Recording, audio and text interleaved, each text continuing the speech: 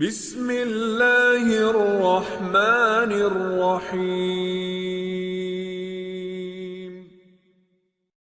حسبي ربي جل الله ما في قلبي غير الله نور محمد صلى الله لا إله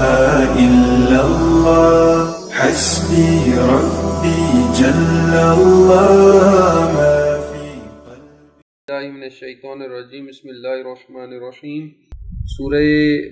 ہود کی آیت نمبر 11 تک ہم نے پڑھا تھا اور آیت نمبر 12 سے آگے ہم بڑھیں گے۔ ارشاد فرمایا کہ فَلَعَلَّكَ طَارِقٌ بَعْضَ مَا يُوحَىٰ إِلَيْكَ وَضَائِقٌ بِهِ صَدْرُكَ أَن يَقُولُوا لَوْلَا أُنزِلَ عَلَيْهِ كَنزٌ أَوْ جَاءَ مَعَهُ مَلَكٌ انما انت نذیر واللہ علی کل شیء وکیل۔ فرمایا کہ اے رسول قریب ہے کہ آپ ترک کر دیں بعض ما یوحیٰ الیک، وہ بعض وحی جو آپ کی طرف نازل کی گئی، آپ کی طرف جو وحی کی گئی ہے، شاید آپ اس کا کچھ حصہ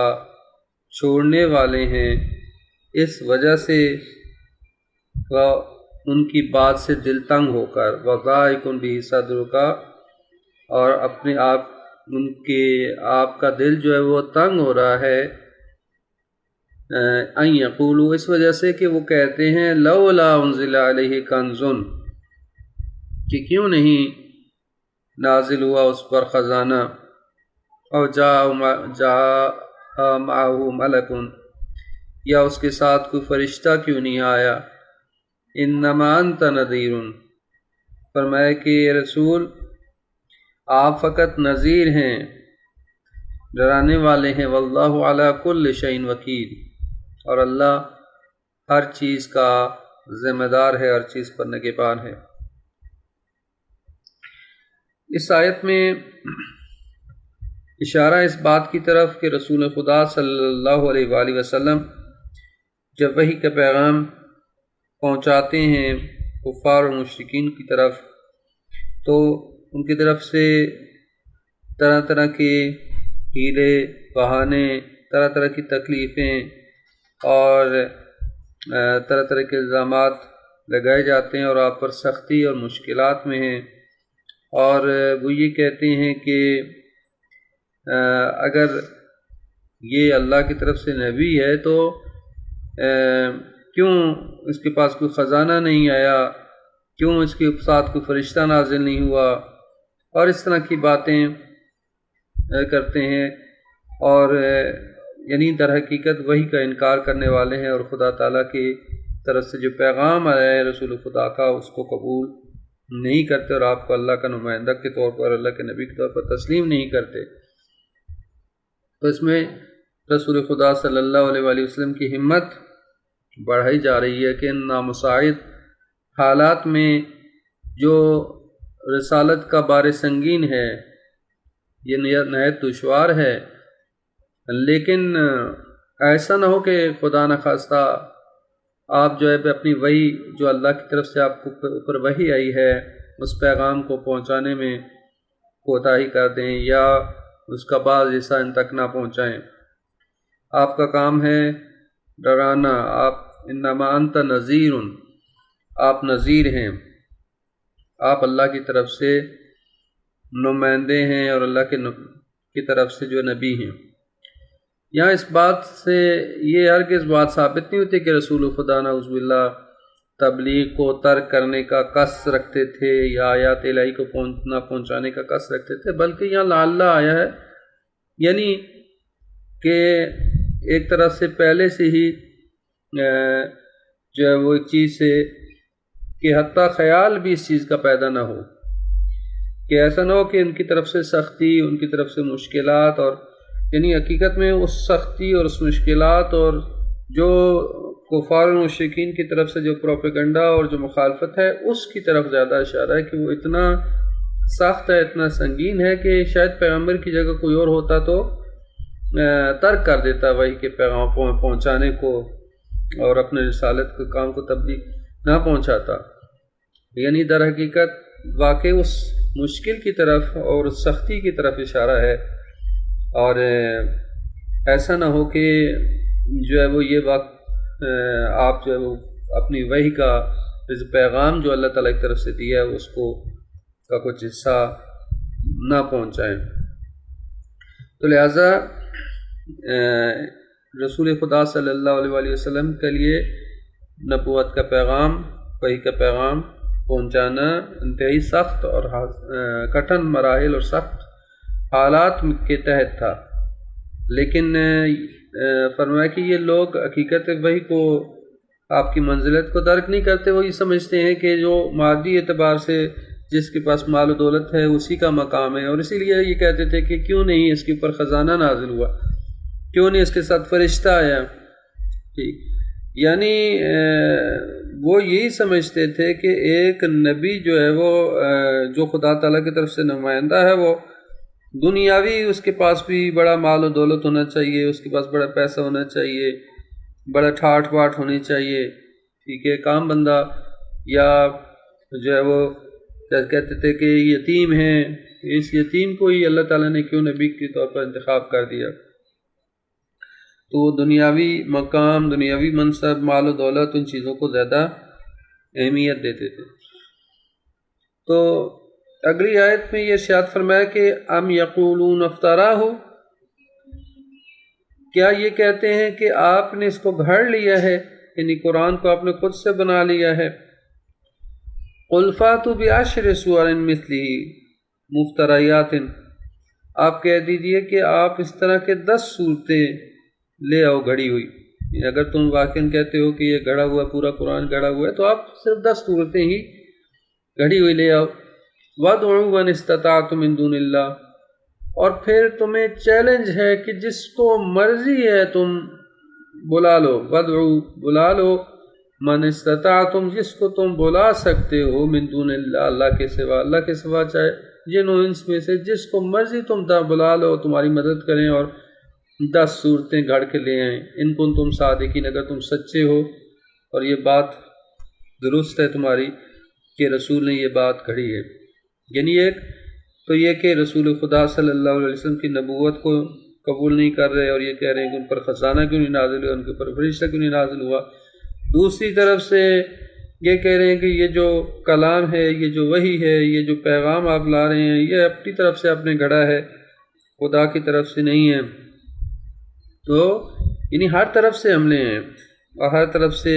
جو ہے وہ پیغمبر کو جھٹلایا جا رہا ہے، پیغمبر کو جو ہے وہ دباؤ میں، پریشر میں ڈالا جا رہا ہے تاکہ ان کی بات کو قبول نہ کرے۔ تو فرمایا کہ یہ رسول خدا تعالیٰ کی طرف سے ایک چیلنج آ گیا کہ پھر ٹھیک ہے، اگر تم سمجھتے ہو کہ یہ اللہ کی طرف سے نہیں ہے اور انہوں نے خود گھڑ لیا ہے تو صرف تم 10 صورتیں ہی ذرا لے آؤ۔ قرآن کریم کا یہ چیلنج مختلف اوقات میں مختلف طرح سے ہو، کبھی کہا 10 صورتیں لے آؤ، کبھی کہا کہ 1 صورت لے آؤ، کبھی کہا پورا قرآن لے آؤ۔ یہاں پہ صرف یہ کہ 10 صورتیں ہی اگر تم لے آتے ہو تو پھر جو ہے وہ ہم جو ہے وہ سمجھیں گے کہ یہ اللہ کی طرف سے نہیں اور انہوں نے خود گھڑ لیا ہے۔ اور تم اس معاملے میں جس کو مرضی بلا لو، جس کو مرضی دعوت دے دو، جس کو مرضی تم جو ہے وہ جن و انس کو اکٹھا کر لو اور سب مل کے جو ہے وہ اس طرح کی 10 صورتیں گھڑ کے لے آؤ، تو تم جو ہے یقیناً اس طرح سے نہیں کر پاؤ گے۔ ان کو تم صادقین، اگر تم سچے ہو تو ذرا اس چیلنج کو قبول کرو اور اس طرح کی صورتیں گھڑ کے لے آؤ۔ اور یہ چیلنج جو ہے وہ اس طرح سے قرآن کریم کی دیگر جو ہے وہ آیات میں بھی کیا گیا ہے، لیکن آج تک کوئی اس طرح کا قرآن لے کے نہیں آ سکا۔ کوششیں ہوئی دشمن کی طرف سے کہ کچھ صورتوں کو گھڑنے کی کوشش کی گئی، لیکن یہ کہ یقیناً ظاہری بات ہے یہ اللہ تعالیٰ کا، بشر کا کوئی کلام ہوتا تو پھر بھی تھی کہ اللہ تعالیٰ کا کلام ہے، لہذا اس طرح کی کوئی کلام اور اس طرح کی قرآن کی کوئی ایک صورت بھی اس طرح سے بنا نہیں سکا۔ آیت نمبر 14 میں ارشاد فرمایا فَإِن لَّمْ يَسْتَجِيبُوا لَكُمْ فَاعْلَمُوا أَنَّمَا أُنزِلَ بِعِلْمِ اللَّهِ، بس اگر وہ تمہاری مدد کو نہ پہنچیں، فَاعْلَمُوا تو پس جان لو، انما انزل بعلم اللہ، یہ جان لو کہ یہ اللہ نے نازل کیا گیا ہے اللہ کے علم سے، یہ اللہ کے علم سے نازل ہوا ہے قرآن، وَأَن لَا إِلَهَ إِلَّا هُوَ، اور یہ کہ اللہ کے سوا کوئی معبود نہیں، فَهَلْ أَنْتُمْ مُسْلِمُونَ، پس کیا تم اس بات کو تسلیم کرنے والے ہو؟ یعنی اس گزشتہ چیلنج کو بیان کرنے کے بعد کہ فرمایا کہ اگر تم سمجھتے ہو کہ یہ قرآن رسول نے خود گھڑ لیا ہے تو اس طرح کی 10 صورتیں لے آؤ اور جس کو مرضی دعوت دے لو، بلا لو اگر تم سچے ہو تو۔ اور اب یہاں فرمایا کہ اگر یہ منکرین جو ہیں قرآن کا انکار کرنے والے اور یہ کہنے والے کہ آپ نے خود گھڑ لیا، اگر یہ اس چیلنج کا جواب نہ دے پائیں تو پھر یہ جان لو کہ انہوں نے اس بات کو تسلیم کر لیا ہے لا محالہ کہ یہ اللہ کی طرف سے نازل ہوا ہے، یہ قرآن کھڑا ہوا نہیں ہے۔ جب اس چیلنج کا جواب نہیں دے پاتے تو یہ ثابت ہو جاتا ہے کہ یہ اللہ کا، اگر واقع نا کسی بشر کا کلام ہوتا اور گھڑا ہوا ہوتا تو تم بھی گھڑ لیتے، جب نہیں گھڑ سکتے تو اس کا مطلب یہ ہے کہ یہ اللہ کی طرف سے نازل کیا گیا، اللہ نے اپنے علم سے اس کو نازل کیا ہے۔ تو اور دوسری بات یہ کہ یہ بھی اس سے ثابت ہوگا کہ اللہ کے سوا کوئی معبود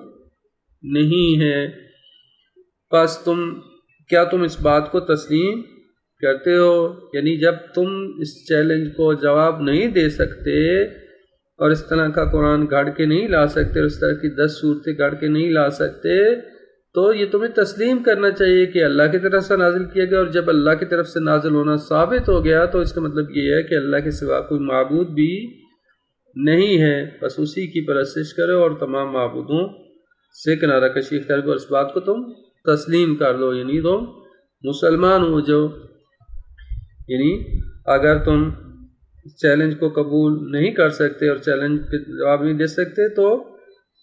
جواب میں تمہیں چاہیے کہ تم اس بات کو تسلیم کر دو اور مسلمان ہو جاؤ۔ پھر اگلی آیت میں ارشاد فرمایا کہ من کان یرید الحیات الدنیا وزینتها نوفی الیہم اعمالهم فیہا وہم فیہا لا یبخسون، فرمایا جو شخص دنیاوی زندگی اور اس کی زینت کا طالب ہو، من کان یرید الحیات الدنیا، جو دنیا کی زندگی کا ارادہ رکھتا ہے، دنیا کی زندگی کو چاہتا ہے اور اس کی زینت کا طالب ہے، نوفی الیہم اعمالہم، تو ہم ان کے اعمال کا معاوضہ انہیں دے دیں گے، فیہا اسی دنیا میں، جو کچھ انہوں نے عمل کیا ہے ان کے اعمال کا معاوضہ اور بدلہ اسی دنیا میں اس کو پورا پورا دے دیں گے، وَهُمْ فِيهَا لَا يُبْخَسُونَ، اور ان کے لیے اس میں کوئی کمی بھی نہیں کی جائے گی۔ اس سے اگلی آیت بھی اسی کے ساتھ مربوط ہے، اور فرمایا کہ أُولَٰئِكَ الَّذِينَ لَيْسَ لَهُمْ فِي الْآخِرَةِ إِلَّا النَّارُ، یہی وہ لوگ ہیں کہ جن کے لیے نہیں ہے فی الآخرت، آخرت میں، الا النار، سوائے آگ کے۔ دنیا میں تو جو ان کو معاوضہ تھا مل گیا، آخرت میں ان کا حساب خالی ہے، تو لہٰذا آخرت میں ان کے لیے نہیں ہے مگر سوائے آگ کے، آگ کے علاوہ کچھ نہیں بچے گا۔ وَحَبِطَ مَا صَنَعُوا، اور نابود ہو گیا وہ جو کچھ انہوں نے کیا تھا، وہ تمام اعمال ان کے حبط ہو جائیں گے، نابود ہو جائیں گے جو کچھ انہوں نے انجام دیے تھے۔ وَبَاطِلٌ مَا كَانُوا يَعْمَلُونَ، اور جو کچھ وہ انجام دیتے تھے وہ سب کا سب نابود اور باطل ہو جائے گا۔ یہاں دنیا پرستوں کی طرف اشارہ، جو لوگ دنیا کے طالب ہیں، دنیا پرست ہیں، جیسے فرمایا وَتُؤْثِرُونَ الْحَيَاةَ الدُّنْيَا، دنیا کی زندگی کو تم ترجیح دیتے ہو، وَالْآخِرَةُ خَيْرٌ وَأَبْقَىٰ، آخرت بہتر بھی ہے اور جو ہے وہ ابقا بھی ہے، پائیدار بھی ہے۔ اور یہ تحبون العاجلہ، تم عاجلہ کو یعنی دنیا کی زندگی سے محبت رکھتے ہو۔ یہاں یہ فرمایا جو بھی دنیا کی زندگی کو چاہتا ہے، اس کی زیب و زینت کو چاہتا ہے، تو پھر اللہ تعالیٰ اس معاملے میں کنجوسی نہیں کرتا ہے۔ یعنی کچھ لوگ ایسے ہیں جو فقط اور فقط دنیا کے پیچھے ہیں، دنیا کے طالب ہیں، سب کچھ ان کے لیے دنیا ہی دنیا ہے۔ یعنی وہ جو اس آئیڈیالوجی کے قائل ہیں کہ دنیا کے علاوہ کچھ بھی نہیں ہے۔ جیسے قرآن نے بیان فرمایا کہ کچھ لوگ ایسے ہیں جو یہ نظریہ رکھتے ہیں کہ ما ہی الا حیاتنا دنیا، ہمارے لیے نہیں مگر یہی دنیا کی زندگی، نموت و نحیا، ہم اسی میں مریں گے، اسی میں جیتے ہیں۔ اس لیے جب یہ آئیڈیالوجی انسان کی ہو کہ ہمارے لیے بس یہی دنیا کی زندگی ہے، اسی میں ہم نے جینا مرنا ہے، تو لہٰذا وہ دنیا ہی میں سب کچھ چاہتا ہے۔ وہ چاہتا ہے میں جو کچھ کام کروں مجھے دنیا میں اس کا اجر مل جائے، جو عمل کروں مجھے دنیا میں ہی اس کا فائدہ مل جائے۔ یعنی جو عطا جو کام کرتا ہے وہ دنیاوی فائدے کے لیے کرتا ہے، یعنی ہر کام دنیاوی فائدے کے لیے ہی کرتا ہے کہ دنیا میں ہی سوچ۔ تو یہ کیا ہے؟ یہ دنیا پرستی کی سوچ ہے۔ فرمایا جو یہ شخص چاہتا ہے کہ اسے دنیا میں ہی سب کچھ مل جائے اور دنیا اور زیب دنیا کی زینت کا طالب ہے، تو ہم اسے دنیا کی جو اجر ہے، جو اس کے اعمال کا اجر ہے، اس کو دنیا میں ہی دے دیتے ہیں، تو اس کا حساب بے باک کر دیتے ہیں اس کو، اور ہم اس کے حساب میں ذرا برابر بھی کمی نہیں کرتے۔ خدا تعالیٰ جو ہے وہ کسی کے حساب میں کمی نہیں کرتا، ولا یبخسون، ذرا بھی کمی نہیں کرتے۔ جو کچھ اس کو دنیا کہ طالب ہے، دنیا میں جو کچھ اس نے عمل کیا وہ دنیا میں اس کا بدلہ اس کو دے دیا جاتا ہے۔ لیکن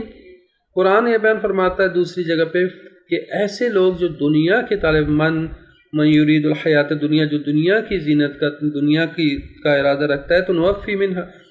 تو ہم دنیا میں سے اس کو دے دیتے ہیں اس کے اعمال، نوتی ہی منہا، جیسے دوسری جگہ فرمایا ہم اس میں سے اس کو کچھ دے دیتے ہیں، وما لہ فی الآخرۃ من خلاق، لیکن آخرت میں اس کے لیے کوئی حصہ نہیں ہوگا، آخرت میں اس کے لیے کوئی کچھ نہیں بچے گا۔ تو یہاں پہ فرمایا کہ آخرت میں اس کے لیے نہیں ہوگا مگر سوائے آگ کے، اولئک الذین لیس لہم فی الآخرۃ الا النار، یہ وہ لوگ ہیں جن کے لیے آخرت میں سوائے آگ کے نہیں ہوگا۔ دیکھیں دنیا کو اللہ تعالیٰ نے آزمائش کا ذریعہ قرار دیا ہے، ٹھیک ہے،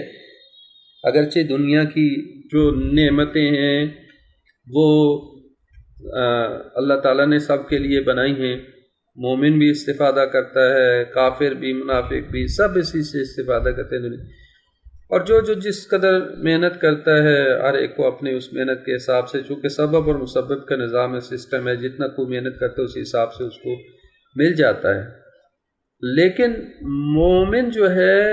وہ یہ نہیں چاہتا کہ میرا حساب دنیا میں ہی بے باک ہو جائے اور میں جو کچھ عمل کروں مجھے دنیا میں ہی مل جائے اس کا اجر۔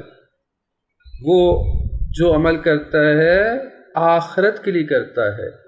دنیا کی رزق و روزی اس کو ملے گی اپنی محنت کے حساب سے جتنی وہ محنت کرتا ہے،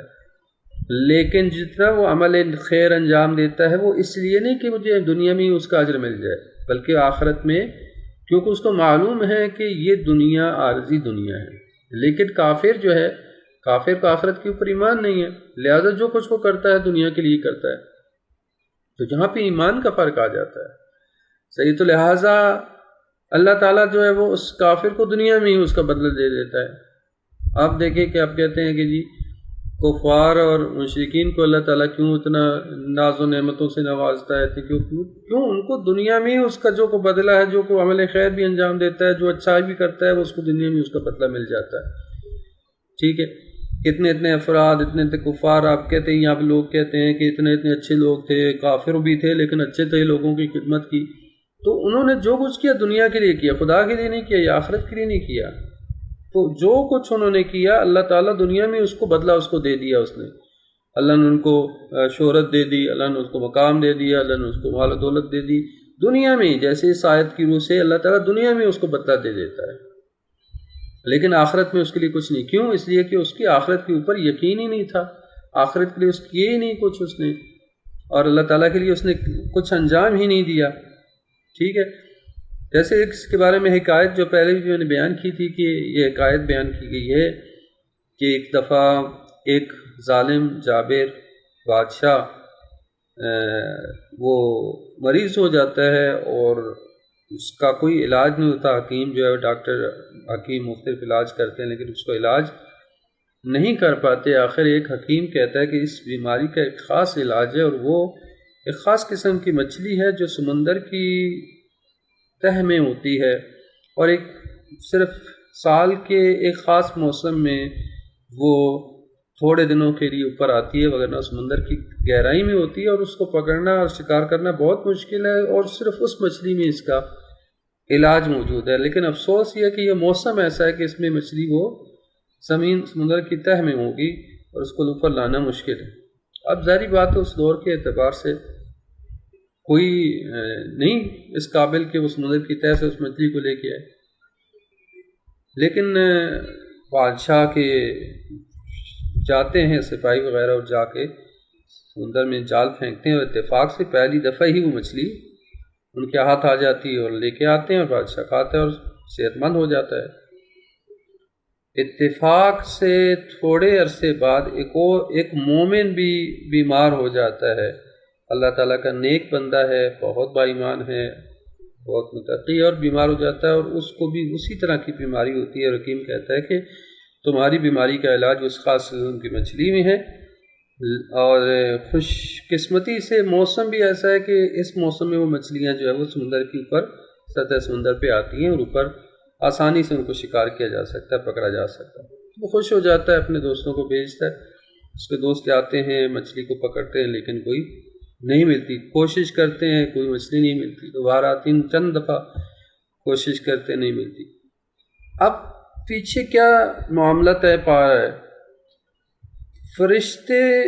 دیکھ رہے ہیں کہ جو ہی بادشاہ کے سپاہی جاتے ہیں مچھلی پکڑنے کے لیے تو اللہ حکم دیتا ہے فرشتوں کو کہ ان مچھلیوں کو جو سمندر کی تہ میں موجود ہے ان کو اٹھا کے اوپر لے آؤ، سمندر کی سطح پہ لے آؤ تاکہ یہ آسانی سے پکڑ کے لے جائیں اور وہ بادشاہ کھا لے اور تندرست ہو جائے. اور جب اس مومن کی باری آتی ہے تو فرشتوں کو اللہ تعالیٰ حکم دیتا ہے کہ اس مچھلی کو جو اوپر تیر رہی ہیں ان کو بالکل سمندر کی تہ میں لے جاؤ، نیچے لے جاؤ تاکہ یہ پکڑ نہ سکیں. اب یہ فرشتے بھی حیران ہیں، فرشتے کہہ رہے ہیں خدایا یہ کیا ماجرا ہے؟ جب ایک ظالم بادشاہ وہ مریض ہوا،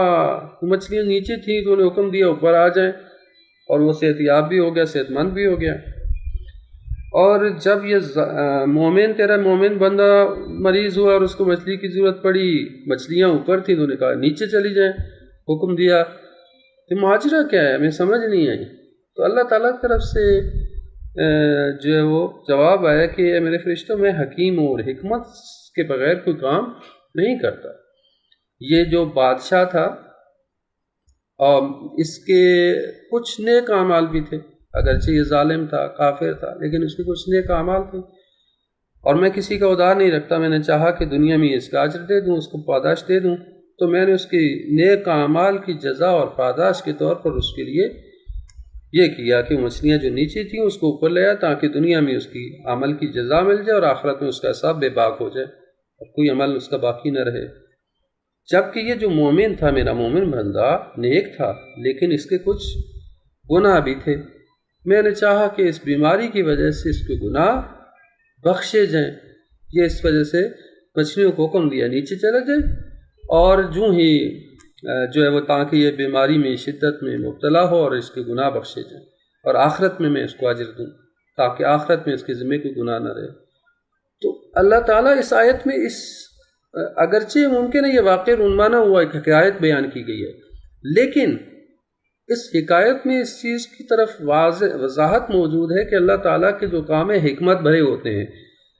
جس طرح کہ اس آیت میں بیان کیا گیا کہ جو دنیا اور اس کی زینت کو چاہتا ہے تو اللہ تعالیٰ دنیا میں اس کو دے دیتا ہے، اللہ تعالیٰ اس کا حساب بے باک کر دیتا ہے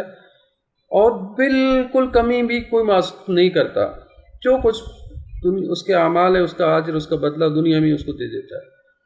ٹھیک ہے، آپ دیکھتے ہیں بہت سارے لوگ ہیں گناہوں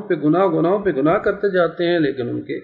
پیسے کی ریل میل ہے، ماشاءاللہ وہ بڑے خوش ہوتے ہیں پیسے کی ریل پیل ہے. ایک طرف سے ایک مومن ہے، متقی ہے، پرہیزگار ہے، جتنی محنت کرتا ہے خسارہ ہو جاتا ہے، نقصان ہو جاتا ہے، ٹھیک ہے، ہر طرف آزمائشیں ہیں، کبھی مالی مشکل آ جاتی ہے، کبھی جانی مشکل آ جاتی ہے، کبھی بیماری آ جاتی ہے، کہتے ہیں یار یہ کیا، اللہ تعالیٰ جو ہے وہ کوئی عادل نہیں ہے، عادل ہے اللہ تعالیٰ، جو ہے وہ خود بہتر جانتا ہے بندوں کی بارے میں، ان کی مصلحتوں کو بہتر جانتا ہے۔ لہذا کبھی بھی اگر ہمارے پاس مال و دولت کی فراوانی آ جائے، نعمتوں کی فراوانی آ جائے، تو کبھی خوش نہ ہوں، کبھی اطراء نہیں ہو، یہ نہ سمجھیں کہ اللہ ہم سے راضی ہے۔ ممکن ہے کہ خدا تعالیٰ اس طریقے سے ہماری آزمائش کر رہا ہے اور ہمیں اللہ تعالیٰ نے اپنے حال پہ چھوڑ دیا ہو، ٹھیک ہے، اور ایک مومن جو کہ مشکلات کا شکار ہے، آزمائشوں کا شکار ہے، ممکن ہے اللہ تعالیٰ نے اس کو آزمائش میں اس لیے ڈالا تاکہ دنیا میں اس کی مشکلات اور اس کی آزمائش، اس کی گناہ ختم ہو جائے اور آخرت میں اس کو اجر دے، اور ہمیں جو ہے وہ دنیا میں ہمارے اعمال، نیک اعمال کا بدلہ دے رہا ہو اور آخرت میں ہمارے پاس کچھ نہ رہے۔ تو لہٰذا اللہ تعالیٰ کے جو کام ہے بڑے حکمت بڑے ہیں۔ تو کبھی یہ نہ سوچیں کہ جیسے اب وہ روایت بھی ہے کہ جب رسول خدا صلی اللہ علیہ وآلہ وسلم کو کسی مسلمان نے اپنے کھانے کی دعوت دی، اور جب آپ گئے تو کھانا جب اس نے سامنے لا کے رکھا تو عجیب ماجرا پیش آیا۔ دیوار پہ ایک مرغی بیٹھی تھی، اس مرغی نے انڈا دیا، اور وہ انڈا دیوار پہ جو دیا تو لڑکتا ہوا انڈا آ کے دیوار سے نیچے نہیں گرا، اور وہاں پہ ایک کیل تھی یا ایک لکڑی تھی اس کے ساتھ اٹک گیا اور نیچے نہیں گرا۔ تعجب کیا، رسول خدا نے کہا کہ یہ کیا معاملہ ہوا، دیوار پہ مرغی نے انڈا دے دیا اور وہ انڈا نیچے آ کے نہیں گرا، اور اتفاق سے لکڑی کے ساتھ اٹک گیا اور وہیں پہ اس نے جا کے لے لیے۔ تو اس نے بڑی خوشی سے کہا کہ یا رسول اللہ کا بڑا فضل ہے کہ میرا ذرا کبھی کسی وقت بھی کبھی کوئی نقصان نہیں ہوا، ہمیشہ جو ہے وہ میرا فائدہ، کبھی کبھی مجھے ضرر نہیں ہوا۔ کہ رسول خدا وہیں سے اٹھ گئے اور کھانا اس کے گھر سے تناول نہیں فرمایا، کہا کہ یہ تمہاری خوشی کی بات نہیں ہے، یہ تمہاری غمی کی بات ہے کہ اللہ تعالیٰ جس کو آزمائش میں مبتلا نہیں کر رہا، اس کا مطلب یہ ہے کہ اللہ تعالیٰ دنیا میں اس کو سب کچھ دینا چاہتا ہے۔ اور یہ بہت اہم نقطہ ہے، اگر ہم کسی کا آزمائش نہیں آ رہی، بیماری نہیں ہے، مشکل نہیں ہے، پریشانی نہیں، تو وہ خوش نہ ہو، ٹھیک ہے، یہ ممکن ہے کہ خدا تعالیٰ اس سے ناراض ہو گیا ہو، ٹھیک ہے، اور جس کے اوپر آزمائشیں آ رہی ہیں، مشکلات آ رہی ہیں، سختیاں ہو، نا امید نہ ہو، بلکہ یہ امید رکھے کہ اللہ تعالیٰ اس کی بہتری چاہتا ہے، چونکہ دنیا آزمائشوں کی جگہ ہے، دنیا مشکلات کی جگہ ہے، دنیا سختیوں کی جگہ ہے، دنیا کو اللہ تعالیٰ نے بنائی ہے اس لیے کہ انسان جو ہے وہ اس پہ جو ہے وہ درست ہو کے، بہترین ہو کر جو ہے وہ کندن بن کے نکلے اور آخرت میں وہ اپنے اعمال کی جزا پا سکے۔ تو لہٰذا اس آیت میں اس حقیقت کو آشکار کیا جا رہا ہے کہ جو دنیا اور اس کی زینت کو چاہتا ہے تو دنیا میں اس کو دے دیتے ہیں، لیکن آخرت میں اس کے لیے کچھ بھی نہیں ہوگا سوائے آگ کے، اور جو کچھ بھی عمل انہوں نے کیا ہوگا وہ حبط ہو جائے گا، نابود ہو جائے گا، اور آخرت میں وہ فقیر ہوں گے۔ اگلی آیت میں ارشاد فرمایا کہ افمن کان علی بینۃ من ربہ ویتلوہ شاہد منہ ومن قبلہ کتاب موسیٰ اماما ورحمۃ اولئک یؤمنون بہ۔ فرمایا کہ پہلا وہ شخص افترا باندھ سکتا ہے کہ افمن کان علی بینۃ من ربی، کہ جو اپنے رب کی طرف سے واضح دلیل رکھتا ہو، وَيَتْلُوهُ شَاهِدٌ مِّنْهُ، اور اس کے پیچھے اس کے رب کی طرف سے ایک شاہد بھی آیا ہو، وَيَتْلُوهُ یعنی اس کے پیچھے آیا ہو، شَاهِدٌ مِّنْهُ اس کا ایک شاہد بھی، وَمِن قَبْلِهِ کتاب موسیٰ اور اس سے پہلے موسیٰ کی کتاب بھی ہو، یعنی دلیل کے طور پر، اماما ورحمہ، اماما یعنی رہنما کے طور پر اور رحمت کے طور پر، اس سے پہلے موسیٰ سے کی کتاب بھی آئی ہے۔ اولئک یؤمنون بہ، یہی وہ لوگ ہیں اس پر ایمان لائیں گے۔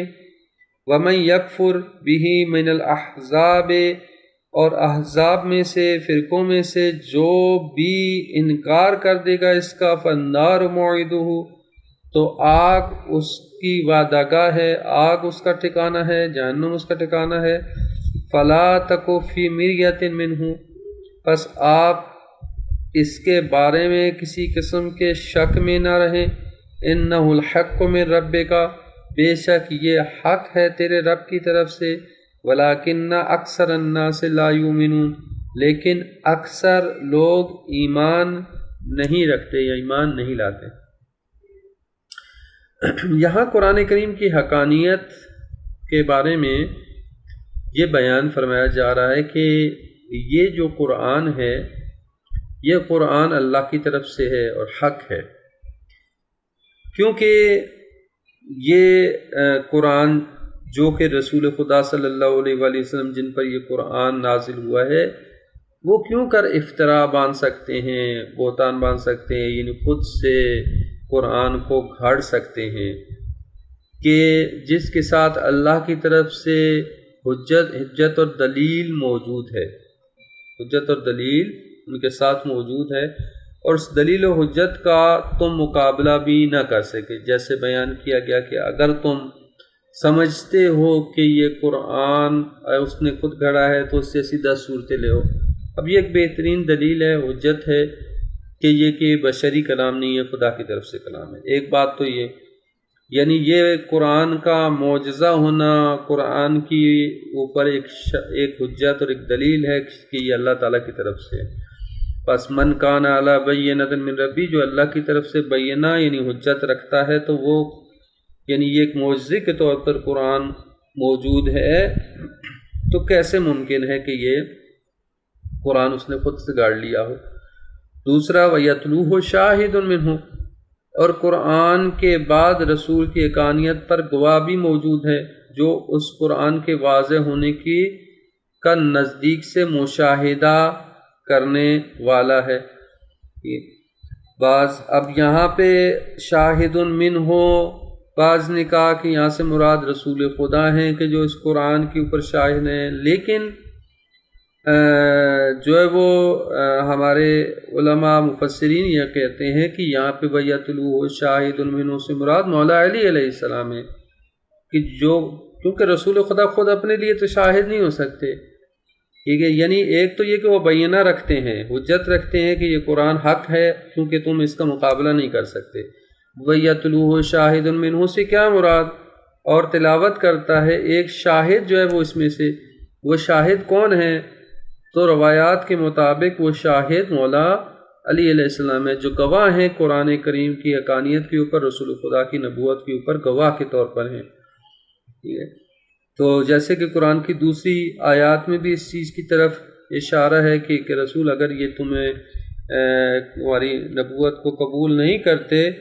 تو ان سے کہہ دو کہ کفا بھی میرے لیے جو ہے وہ اللہ کافی ہے، ٹھیک ہے، میری گواہی کے طور پر خدا کافی ہے۔ وَمَنْ عِنْدَهُ عِلْمُ الْكِتَابِ، اور جس کے پاس پوری کتاب کا علم ہے، اور مَنْ عِنْدَهُ عِلْمُ الْكِتَابِ سے مراد مولا علی علیہ السلام۔ تو وہاں پہ بھی یہ بیان کیا کہ اگر یہ تمہاری نبوت کا انکار کرتے ہیں تو ان سے کہہ دو کہ میرے لیے اللہ کافی ہے، وَمَنْ عِنْدَهُ عِلْمُ، جس کے پاس پوری کتاب کا علم ہے۔ تو یہاں پہ بھی وہ شاہد منہ، جیسے روایت میں آیا ہے کہ علی منی وانا منہ، کہ میں علی سے ہوں، علی مجھ سے ہیں، اور یعنی یہ بیان کیا گیا کہ مولا علی علیہ السلام ہی وہ شاہد ہیں، جیسے روایت میں ہے، شیخ توسی نے اس روایت کو نقل کیا، امام علی علیہ السلام نے فرمایا کہ انا الشاہد و انا منہ، کہ میں شاہد بھی ہوں اور میں ہی ان سے ہوں۔ تو یہاں پہ وہ شاہد منہ یعنی رسول خدا کی طرف سے ایک شاہد۔ تو ان دو روایات کی مدد سے کہ رسول خدا نے فرمایا کہ علی منی، علی مجھ سے اور میں اس سے ہوں، اور دوسری روایت یہ کہ انا شاہد، میں ہی شاہد ہوں، وانا منہ، اور میں انہی سے ہوں۔ اس سے پتہ چلتا ہے کہ یہاں پر مراد شاہد سے مراد مولا علی علیہ السلام ہیں، کہ جو ہر وقت رسول خدا کے ساتھ رہے۔ تب پہلی وحی جب نازل ہوئی تب بھی غار حرا میں تو مولا علی علیہ السلام موجود تھے، اور مولا علی نہج البلاغہ میں ارشاد فرمایا ہے کہ وَلَقَدْ سَمِعْتُ رَنَّةَ الشَّيْطَان، میں نے شیطان کی چیخ سنی جب پہلی وحی نازل ہوئی، تو میں نے چیخ سنی شیطان کی، اور شیطان اس وقت مایوس ہو گیا جب پہلی وحی نازل ہوئی، اور فرمایا کہ میں رسول خدا کے ساتھ اس طرح ساتھ ساتھ چلتا تھا جس طرح اٹھنی کا بچہ اٹھنی کے ساتھ ساتھ چلتا ہے۔ تو لہٰذا جب بھی وہی جس موقع پہ بھی وہی نازل ہوئی رسول خدا کے ساتھ ساتھ مولا علی موجود تھے، پس مولا علی بہترین شاہد ہیں کہ یہ اللہ کی طرف سے وہی نازل ہوئی۔ اگر کوئی دوسرا شاہد نہ بھی ہو تو مولا علی بہترین شاہد ہیں، ابتداء نبوت سے لے کر آخر تک، جو ہے وہ آخری وقت تک مولا علی شاہد رہے ہیں، یعنی نزول قرآن کے حوالے سے، اور قرآن کریم جہاں ان کے سامنے نازل ہوا، تو لہٰذا یہاں فرمایا وَيَتْلُوهُ، اور اس کو تلاوت کرتا ہے یا اس کے پیچھے ہے۔ یتلو کے دو معنی کیے گئے ہیں، یتلو کا یعنی اس کے پیچھے پیچھے اس کے رب کی طرف سے، یا وہ تلاوت کرتا ہے اسے شاہد منہ، اسی کی طرف سے ایک شاہد ہے، خدا کی طرف سے ایک شاہد بھی مقرر کیا گیا ہے جو اس کی تلاوت کر رہا ہے، جو ان کے ساتھ ساتھ بھی موجود ہے ان کے پیچھے۔ اور اس سے پہلے بھی رسول خدا صلی اللہ علیہ وسلم کی سے پہلے کتاب آ چکی ہے جو موسیٰ کی کتاب ہے، جو تورات ہے، وہ تورات بھی جو پہلے نازل ہوئی ہے وہ بھی گواہ ہے کہ یہ خدا کی طرف سے کلام ہے، کہ جس طرح سے وہ تورات خدا کا کلام تھا اسی طرح سے یہ قرآن بھی خدا کا کلام ہے۔ اور تورات جو کہ اماماً و رحمت، جو کہ رہنما تھی اور رحمت بن کر آئی تھی، وہ کتاب موسیٰ یعنی کہ تورات بھی اس بات پر گواہ ہے، یعنی قرآن کریم کی حقانیت کے اوپر بہترین گواہ ہے۔ تو فرمایا کہ پس وہ لوگ جو قرآن کریم کی حقانیت کو قبول کرتے ہیں اور قرآن کے اوپر جو شاہد اور دلیل ہے اس کو قبول کرتے ہیں، تو اولئک یؤمنون بہ، وہی اسی پر ایمان رکھتے ہیں۔ وَمَن یکفر، اور جو احزاب میں سے، ان گروہوں میں سے، یہودی ہوں، نصارہ ہوں، کفار ہوں، مشرکین ہوں، جتنے بھی اس وقت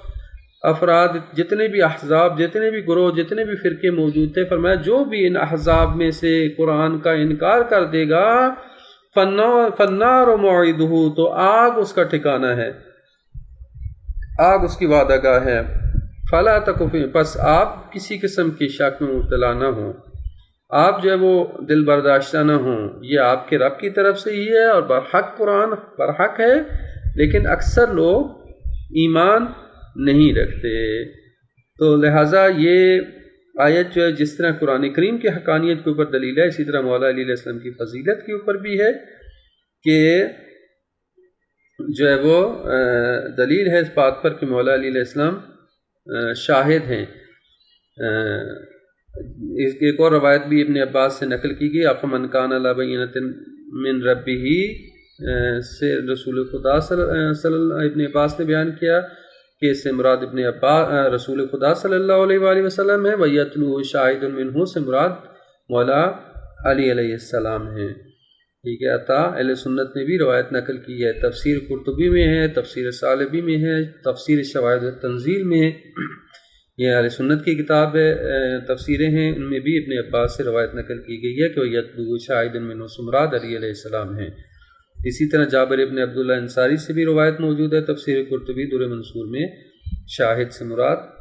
علی علیہ السلام ہیں۔ تو لہٰذا یہ روایت جو ہے وہ علی علیہ السلام کی شان میں، اور اسی طرح سے ایک اور روایت ہے، ابو طفیل نے بسام ابن عبداللہ سے روایت کی ہے کہ علی علیہ السلام خطبہ دے رہے تھے، تو ابن قوا نے پوچھا آپ کے بارے میں کوئی آیت نازل ہوئی؟ تو فرمایا کہ یہ آیت ہے کہ فرمایا عَلَىٰ بَيِّنَةٍ مِّن رَبِّي سے مراد پیغمبر اکرم ہے، وَيَتْلُوهُ شَاهِدٌ سے مراد میں ہوں، میں جو ہے وہ يَتْلُوهُ شَاهِدٌ مِّنْهُ سے مراد میں ہوں۔ یہ اس طرح کی بہت ساری روایات نقل ہوئی ہیں اور بیان کیا گیا ہے کہ یہاں وَيَتْلُوهُ شَاهِدٌ سے مراد مولا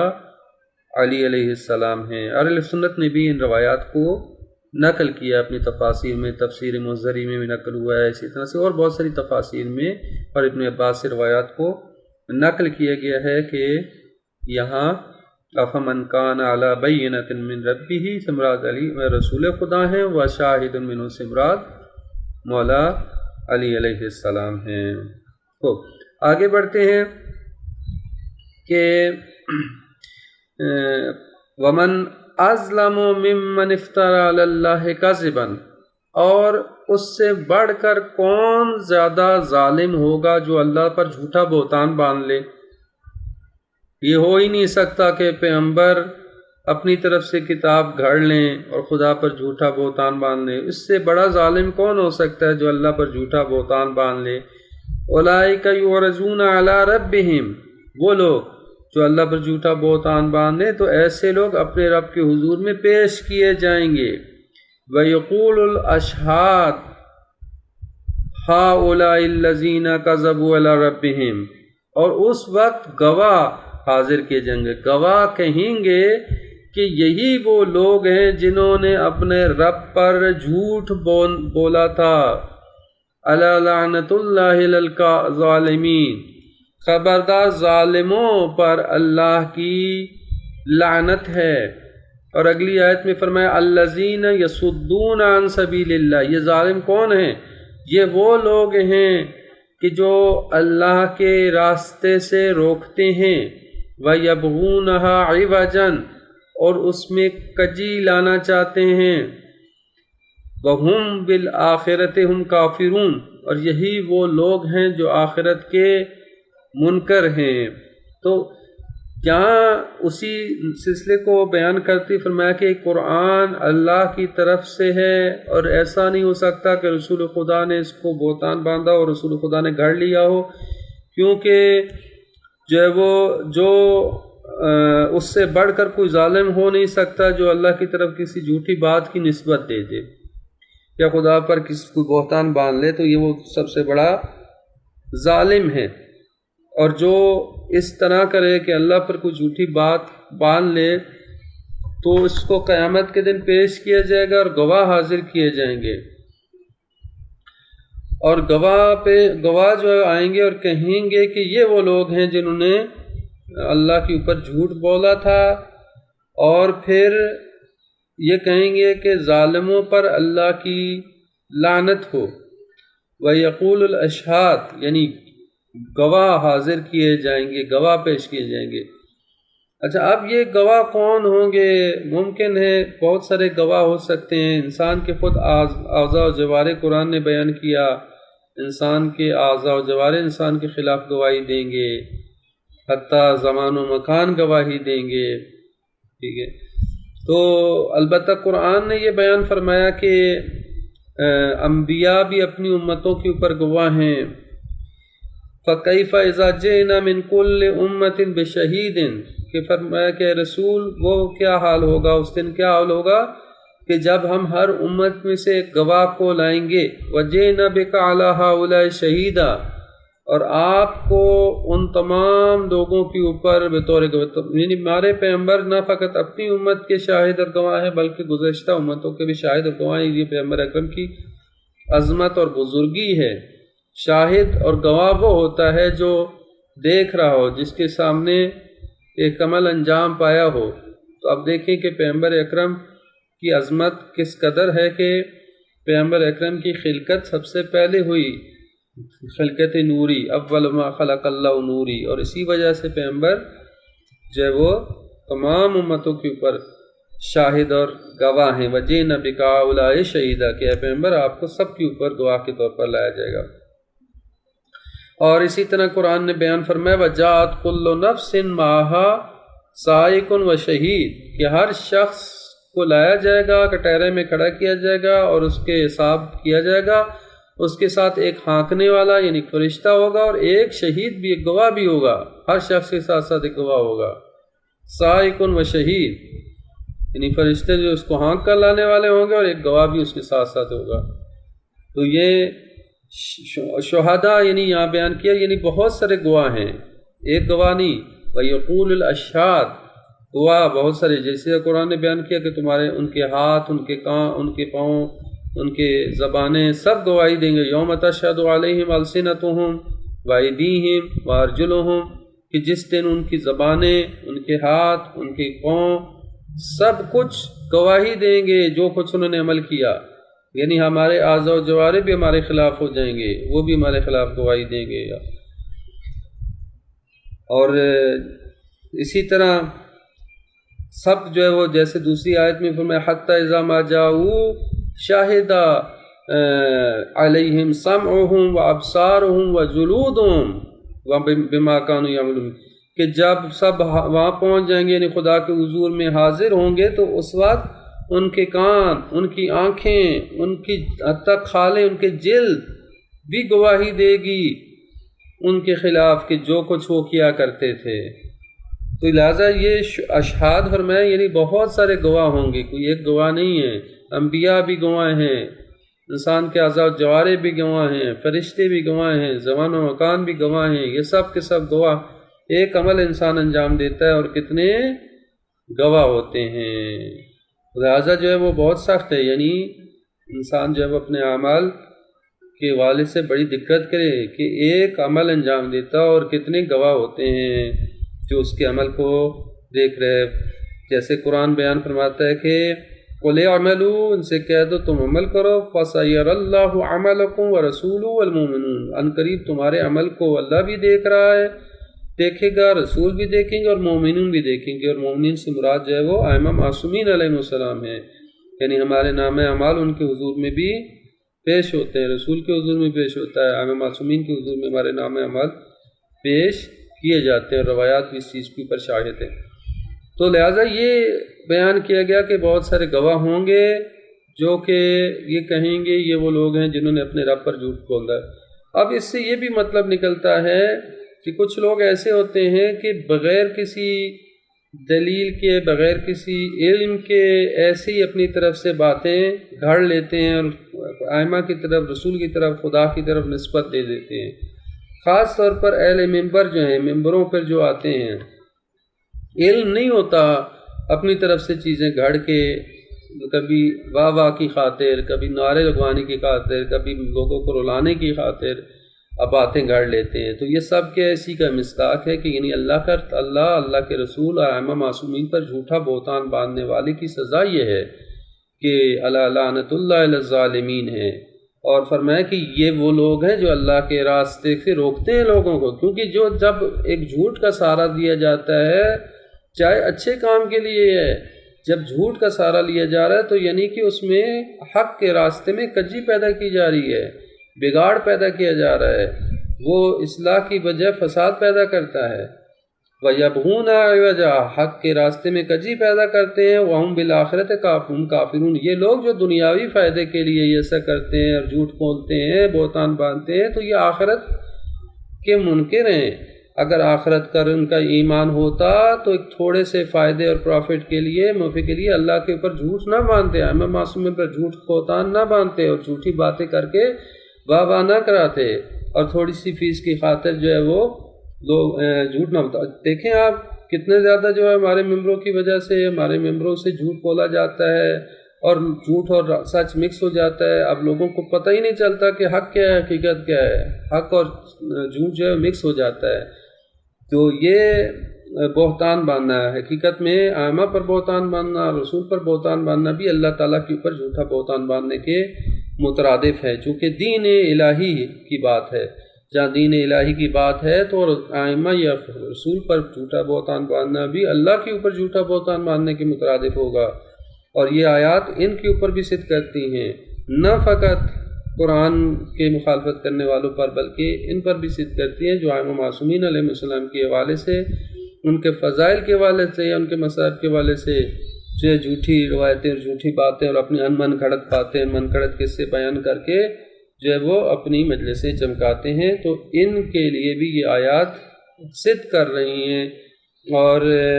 یہ آیات جو بڑی سختی کے ساتھ ان کو بیان کر رہی ہیں۔ اگلی آیت بیان کرتے ہیں اولئک لم یکونوا معجزین فی الارض، فرمایا یہ وہ لوگ ہیں کہ جو زمین میں اللہ کو عاجز نہیں کر سکتے، وما کان لہم من دون اللہ من اولیاء، اور نہیں ہے ان کے لیے اللہ کے سوا کوئی ولی، یضاعف لہم العذاب، اللہ ان کے عذاب کو دوگنا کر دے گا، کئی گنا بڑھا کر ان کے لیے عذاب دے گا۔ کس وجہ سے؟ ما کانوا یستطیعون السمع وما کانوا یبصرون، کیونکہ وہ کسی کی سن ہی نہ سکتے تھے اور نہ وہ کسی بات کو دیکھتے تھے۔ اور اگلی آیت میں فرمایا اولئک الذین خسروا انفسہم، یہی وہ لوگ ہیں جنہوں نے اپنے آپ کو خسارے میں ڈال دیا، اپنے آپ کو نقصان میں ڈالا ہے، اپنے آپ کو نقصان پہنچایا ہے۔ وضل عنہم ما کانوا یفترون، اور اب وہ گم ہو گیا، کھو گیا وہ چیز جو جس کی وجہ سے وہ افترا باندھتے تھے، وہ جھوٹے بہتان باندھتے تھے۔ کتنی سخت آیات ہیں۔ فرما رہی ہے کہ یہ لوگ جو اللہ پر جھوٹا بہتان باندھتے ہیں یا اللہ اور کی طرف اللہ دین خدا کی طرف جھوٹی نسبتیں دیتے ہیں، وہی کیا سمجھتے ہیں کہ وہ خدا تعالیٰ کو عاجز کر دیں گے اور خدا کے اوپر غلبہ پا لیں گے؟ نہیں، خدا پر غالب نہیں ہو سکتے۔ خدا تعالیٰ کی قدرت بہت بلند ہے۔ اولئک لم یکونوا معجزین، زمین میں اللہ تعالیٰ کو عاجز نہیں کر سکتے، اور اللہ کے سوا ان کے لیے کوئی ولی اور کوئی سرپرست بھی نہیں ہے، ٹھیک ہے، اور پھر ان کے لیے کوئی حامی بھی نہیں ہے۔ اللہ تعالیٰ کا جب عذاب آئے گا تو اللہ پھر ان کے لیے کئی گنا بڑھا چڑھا کر عذاب کرے گا، یضاعف لهم العذاب، بڑھا کے 2 گنا کر کے عذاب ان پر کرے گا۔ کیوں؟ کس وجہ سے؟ کیونکہ یہ دنیا میں سنتے نہیں تھے، کچھ سن ہی نہ سکتے تھے۔ کیوں؟ انہوں نے اپنی آنکھوں کانوں پہ پردے، ان کے آنکھوں کانوں پہ پردے پڑ گئے تھے، نہ یہ سنتے تھے نہ یہ دیکھتے تھے، یعنی سوچتے سمجھتے نہیں تھے، سنتے نہیں تھے کسی کی بات، نہ دیکھتے تھے، ٹھیک ہے، اپنے مقصد سے، اپنے کام سے غرض رکھتے تھے، اپنے دنیاوی فائدے کو فقط دیکھتے تھے۔ تو یہی وہ لوگ ہیں کہ جنہوں نے اپنے نفسوں کو نقصان پہنچایا ہے، انتہائی خسارے میں ہے، اور جو کچھ وہ افترا باندھتے تھے، جھوٹے بہتان باندھتے تھے، یہ سب ختم ہو جائے گا، گم ہو جائے گا ان سے، اور پھر اس کے سوا عذاب کے علاوہ ان کے لیے کچھ نہیں بچے گا۔ ان کو کئی گنا زیادہ بڑھا چڑھا کر ان کو عذاب دیا جائے گا۔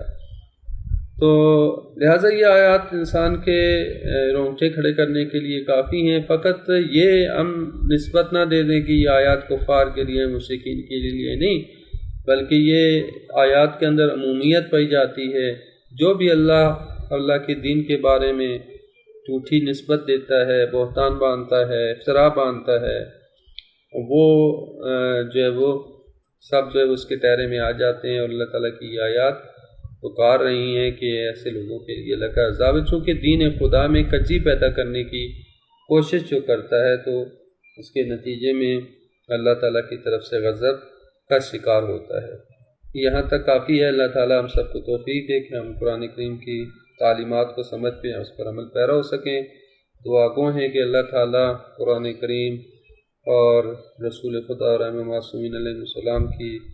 توسط سے، ان کے وسیلے سے ہمارے فلسطینی مسلمانوں کی اوپر جو مظالم ڈھائے جا رہے ہیں ان کی مدد فرمائے، اور ظالمین کو نیست و نابود فرمائے۔ پروردگار جو ہے تمام ظالموں بالخصوص اسرائیل کو نیست و نابود فرمائے، اور ہمارے فلسطینی بھائیوں کی مدد فرمائے، اور ہم سب کو توفیق عطا فرمائے کہ ہم بھی ان کے لیے، ان کی حمایت کے لیے جو کچھ کر سکتے ہیں کریں۔ اللہ تعالیٰ ان مظلومین کا حامی و ناصر ہو۔ السلام علیکم ورحمۃ اللہ وبرکاتہ۔